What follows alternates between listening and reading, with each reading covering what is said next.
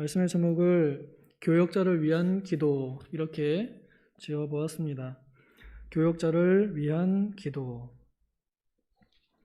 우리가 교역자, 사역자, 주의 종, 또 혹은 설교자, 이렇게 하나님의 일을 전적으로 하는 사람들에 대해서 쓰는 표현들이 여럿 있습니다. 저는 그 중에서 제일 좋은 표현이 교역자라고 그렇게 생각이 듭니다. 하나님을 대신해서 사람들에게 하나님의 뜻을 전하고 또 하나님의 백성을 대신해서 하나님께 그들의 소원을 함께 간구해 주는 사람으로서 저는 교역자라는 표현이 참 좋은 것 같습니다. 사역자라는 표현은 사실 엄밀한 의미로 또 넓은 의미로 보면 우리 모두가 다 사역자이기 때문에 우리가 모두 다 하나님께 성도의 또 제사장으로서의 의무를 받았기 때문에 다 저는 사역자라고 생각합니다. 또한 주님의 종이라는 표현도 우리 모두가 다 주님의 것이기 때문에 다 주님의 종입니다. 그러나 이 교역자라고 하는 그런 사람들은 특별히 믿는 사람들 중에서 며칠 하나님께서 고르셔서 하나님의 주권의 오른손의 주권으로 붙잡고 하나님의 사자로서 하나님의 뜻을 전하고 또 사람들 사이를 붙여주는 마치 그리스도의 역할을 또한 하게 하시는 그러한 것으로 보여지기 때문에 저는 교역자라는 단어가 조금 더 그 직분에 맞는 단어라고 생각이 듭니다. 오늘 우리가 본 이 로마서 15장은 바울 사도가 로마 교회 성도들에게 이제 인사하는 그런 내용입니다. 앞으로 내가 어떻게 할 것인가 하는 그런 계획을 말하는 중에 부탁을 하고 있는 것입니다. 로마서에 누가 썼다라고 분명하게 사람들마다 이제 좀 견해가 다를 수 있겠지만 모든 내용들을 볼 때 이거는 분명하게 바울이 쓴 것이 맞습니다. 그리고 바울 사도가 이제 고린도에 있을 때에 쓴 것으로 추정하고요. 그때 그 지역, 고린도 지역은 이방인들의 지역입니다. 거기서 헌금들을 모았습니다. 특히 고린도 사람들이 힘에 지나도록 돈을 모아서 원래 복음의 기초였던 예루살렘 성도들, 그 어려움당한 교회에 구제금을 보내려고 열심히 모았습니다. 그 돈을 이제 예루살렘으로 가져다 주는 것이 바울의 일입니다. 이제 바울 사도가 예루살렘에 그 구제금을 전달한 다음에 그 다음에 이제는 저 서쪽으로 있는 스페인으로 가기를 원했습니다. 그렇게 계획을 했습니다. 그러나 그 스페인으로 가기 전에 오른쪽으로 예루살렘 갔다가 다시 왼쪽 스페인으로 서쪽으로 가기 전에 그 가운데 있는 로마에 한번 들려보고자 그런 마음을 먹었던 것입니다. 바울 사도는 아직까지 로마 교회를 방문하지 못했었고 그 전에 이제 소문으로 로마 교회가 어떻다 이렇다 하는 이야기를 들었던 것입니다.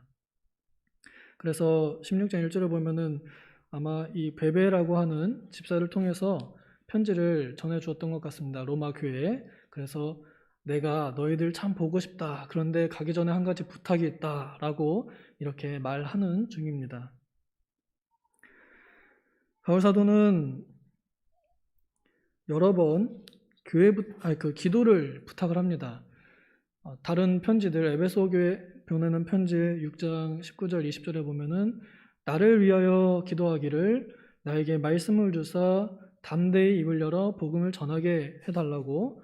그래서 내가 그 복음을 담대히 말하려고 지금 이 쇠사슬에 매여 있기 때문에 꼭 나를 위해서 말씀을 위해서 기도해 주세요 라고 이렇게 부탁을 합니다. 또 고린도 교회에 보낸 두 번째 편지 후서 1장 11절에도 우리를 위하여 기도로 도와라, 기도로 도와주세요 이렇게 부탁을 합니다.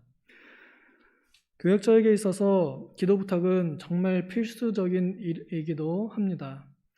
오늘 우리가 여기 보는 본문에서는 그 기도의 근원이 그리스도와 또 성령의 사랑에서 나옴을 밝혀주고 있습니다. 우리 30절 같이 읽겠습니다. 시작. 형제들아, 내가 우리 주 예수 그리스도와 성령의 사랑으로 말미암아 너희를 권하노니 너희 기도에 나와 힘을 같이하여 나를 위하여 하나님께 빌어. 그리스도, 우리 주 예수 그리스도와 그리스도의 이름으로 우리는 무엇이든 기도할 권한을 또 특권을 얻었습니다. 그 그리스도 안에서 우리는 서로가 함께 기도할 의무를 가진 사람들입니다. 또한 그리스도께서도 친히 우리를 위하여 하나님의 보좌 우편에서 기도하고 계십니다. 그와 같이 그리스도께서는 우리 성도가 서로가 서로를 위하여 기도하기를 원하십니다. 또한 성령께서는 사랑의 마음으로 그 기도를 감동시키십니다. 우리 교역자들은 누군가의 이름, 이제 성도님들의 어떤 이름을 듣거나 소식을 들으면 자동적으로 그 사람에 대한 기도가 나옵니다.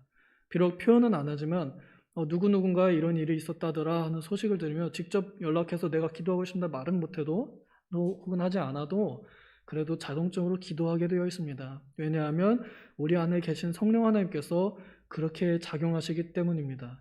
성령 하나님께서는 사랑의 영으로서 그리스도의 마음을 우리 안에 품게 하셔서 물론 교역자들뿐 아니라 모든 성도들이 서로가 서로를 위해서 기도하도록 하는 원동력을 제공하십니다. 성령께서 우리가 자신이 내 개인이 내 그냥 지식이 무엇을 기도할까 잘 알지 못할 때에도 내가 알지 못할 마땅히 빌 바를 알지 못할 때에 성령께서 마땅히 빌 것을 우리에게 알게 하시고 또 간구하게 하십니다. 그것이 바울 사도는 지금 여기서 먼저 나를 위하여 기도해 달라고 그렇게 요청하는 것입니다. 우리가 아직 만나지 못했지만 우리가 만나기 전에 나를 위해서 먼저 기도해 주십시오라고 부탁을 하는 것입니다. 네, 여기 표현에 나와 힘을 같이하여라고 이렇게 되어 있습니다. 나와 힘을 같이하여. 바울 사도가 원래 기도하고 있는데 당신들도 기도하고 있을 텐데 그 기도로 나의 힘을 좀 보태주세요라고 하는 그런 의미로 볼 수 있겠습니다. 우리 교역자들은 참 많은 것들이 필요합니다. 많은 것들이 부족하기 때문에요. 까보면 아무것도 없습니다. 다 그냥 벌집이 있나 구멍 송송 뚫려 있습니다. 허당입니다. 그렇기에 오히려 더 기도가 필요합니다. 기도한다는 것은 마음이 있다는 뜻이고 기도한다는 것은 그 사람을 지지한다는 뜻이고 또 돕는다는 뜻입니다. 기도하지 않는 것은 조용한 반대를 하는 것이고 박해를 하는 것입니다. 협조하지 않는 것입니다. 따라가지 않고 동의하지 않는 것입니다. 그렇기에 기도하는 것은 교역자들의 사역을 돕는 것입니다. 그들에게 힘이 되어주는 것입니다. 이 교회 안에서 이 교회를 위해서 힘쓰는 자들을 하나님께서는 몰라라, 몰라주어라, 나 몰라라 이렇게 그렇게 하라고 하지 않으셨습니다. 오히려 그들을 알아주고 사랑으로 인하여 지극히 대우하라 하고 명령하셨습니다. 그렇기에 우리가 할 수 있는 가장 좋은 것이 바로 기도입니다.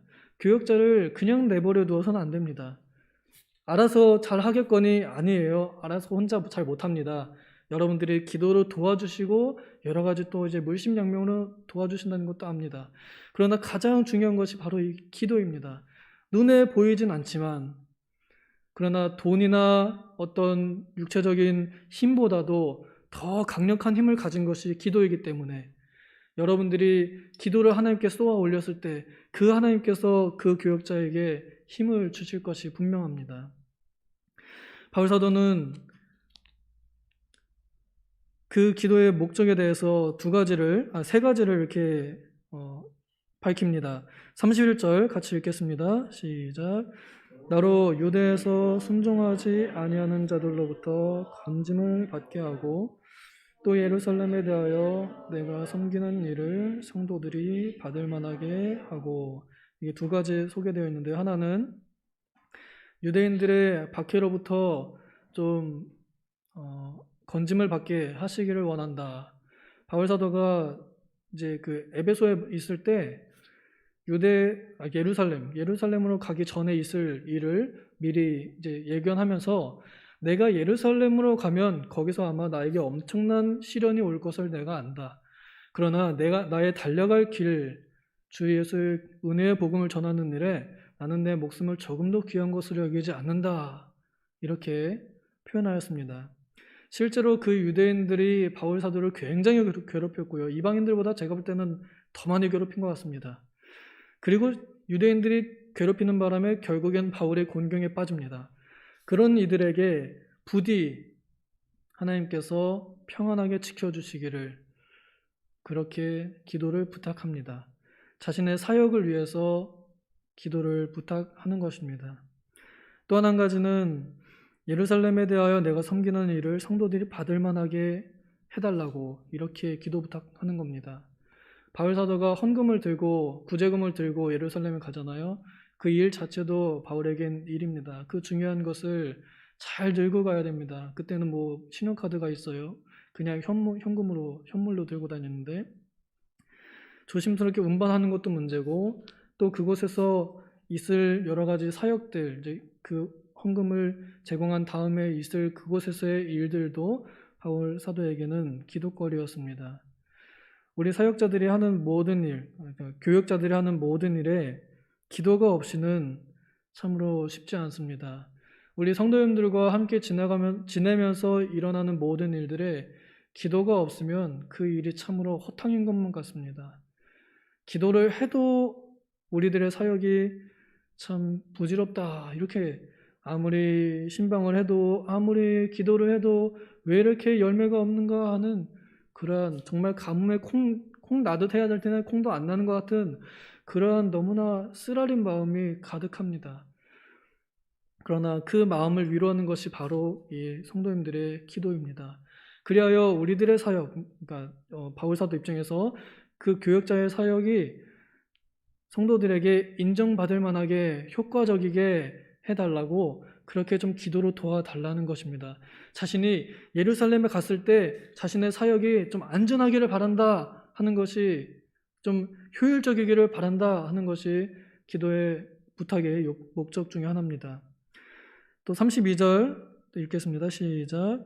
나로 하나님의 뜻을 따라 기쁨으로 너희에게 나아가 너희와 함께 편히 쉬게 하라. 이 말씀은 29절하고 같이 저는 연결해서 보는데요.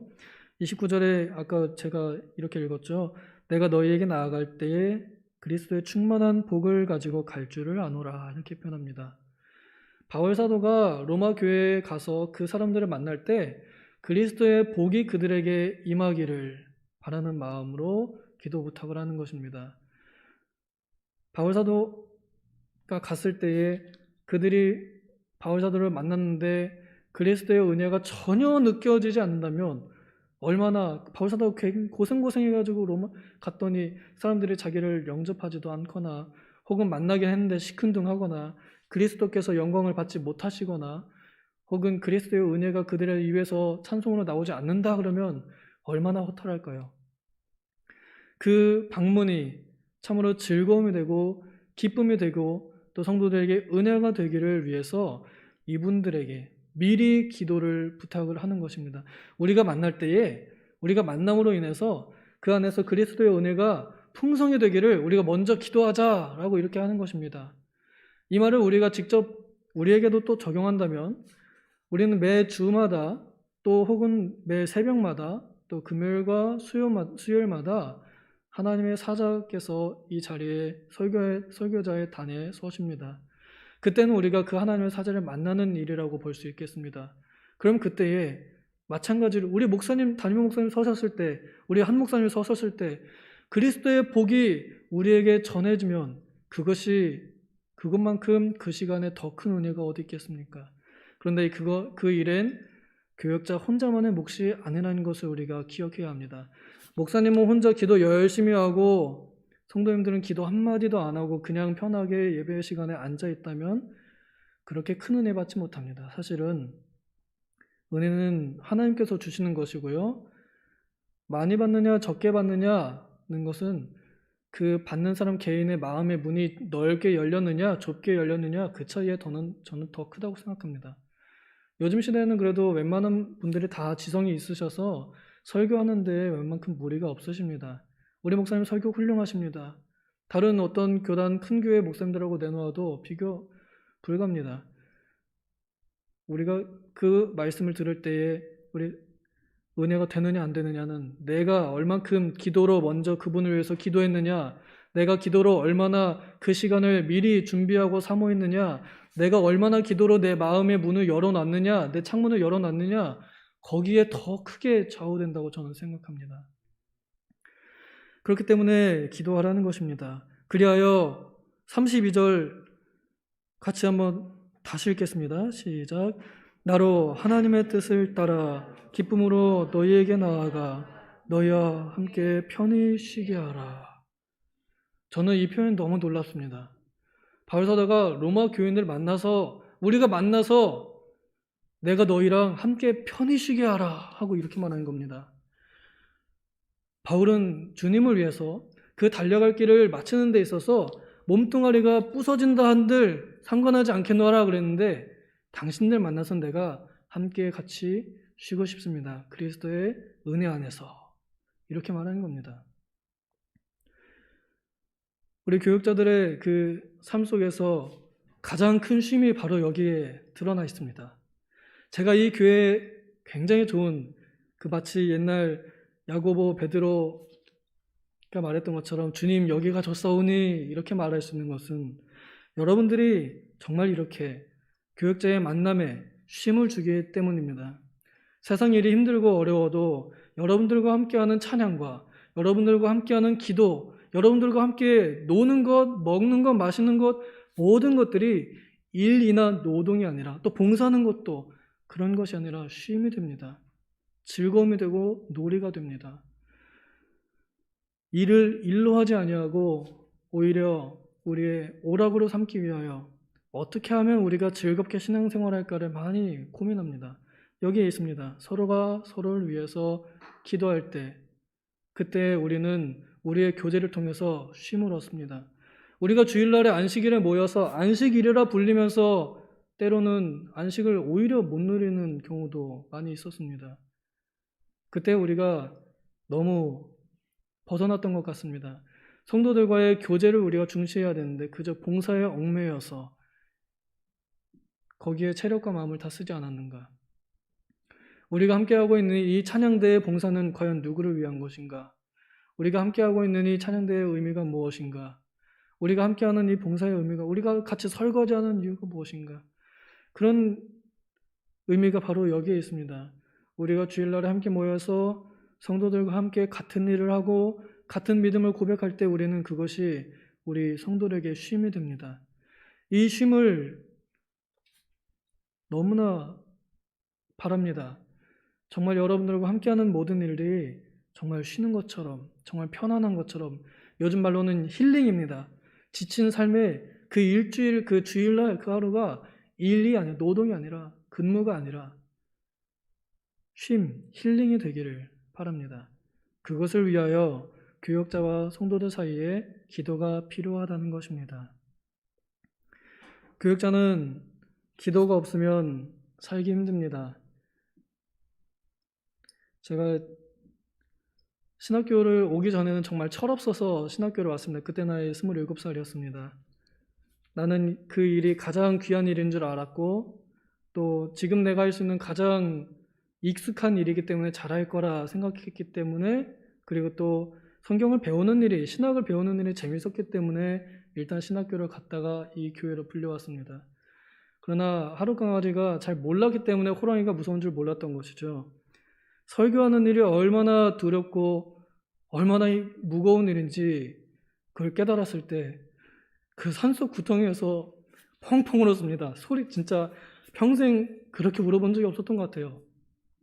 하나님 내가 미쳤지 뭘 모르고 뭣도 모르고 여기 와가지고 괜히 설교한다 치고 가서 떵떵거리고 있습니다. 하나님 나는 자격이 안 됩니다. 불쌍히 여겨주시고 나를 내쳐주시면 나를 내려가게 해주십시오. 설교 안 하게 해주십시오. 얼마나 이 잔을 넘어가게 하소서. 알고 났을 때 이 무게가 얼마나 큰지 알고 났을 때 그런 절규가 터져나왔습니다. 이런 길에 사역자들 혼자, 교역자들 혼자 두면 결국 내려갑니다. 그들을 붙잡아주는 것이 바로 여러분들의 기도입니다. 기도가 있으면 인사가 없겠어요? 기도와 인사가 없으면 교제가 없겠어요? 교제가 있으면 그들 사이에 사랑이 왜 없겠습니까? 그러면 사랑의 줄이 점점 묶여서 그 끈 안에서 하나님께서 주시는 영적인 은혜가 서로 함께 통할 것입니다. 성도들을 통해서도 교역자가 은혜를 받고 교역자를 통해서도 성도가 은혜를 받는 일이 기도를 통해서 일어난다는 것입니다. 그렇게 우리가 별로 표현하진 않아도 서로가 서로를 위해서 기도하는 것이 바로 생명의 끈인 줄 알고 이 기도를 우리가 놓치지 말아야 할 것입니다. 우리 교역자, 이번 우리 교회 교역자 세 분 다음 주에 산기도 갑니다. 그 산기도를 그냥 여러분 혼자 보내지 마시고 우리가 그 산에 있는 동안 여러분들도 우리를 위해서 기도해 주셔야 됩니다. 그래야 여러분들에게 은혜의 문이 더욱 열릴 것입니다. 그러고 나서 왔는데 뭐야, 산기도 갔다 왔는데 설교가 왜 여전히 달라지지 않았지? 아니요, 내가 그만큼 기도하지 못했기 때문입니다. 하나님께서 분명 우리에게 은혜를 주실 것으로 우리는 믿고 그렇게 기도하고 그렇게 준비하며 우리의 관계를 더욱더 기도를 끈으로 묶어야 할 것입니다. 바울 사도가 자기 좋자고 기도 부탁한 건 아닙니다. 자기 변호하기 위해서 내 편 되달라고 해서 기도 부탁한 것이 아닙니다. 결국은 그 교회의 성도들 본인들의 쉼, 힐링, 안식, 기쁨과 행복을 위해서 그렇게 기도에 부탁을 한 것입니다. 내가 교역자로서 당신들에게 가는데 내가 가는 것이 당신들에게 효과가 있어야 되지 않겠습니까? 그러려면 기도로 먼저 우리 만날 것을 준비하십시오. 나를 위해서 내 기도에 힘을 보태주십시오. 이렇게 말하는 것입니다. 우리는 비록 한 4일이면은 다시 또 만날 것입니다. 그때 만날 때 그리스도의 은혜가 더 풍성하도록 여러분들께서도 기도로 우리 최익은 담임 목사님과 한용광 부목사님 위해서 또 부족한 저를 위해서도 많이 기도해 주시면서 기도로 마음을 모으기를 소망합니다. 기도하겠습니다.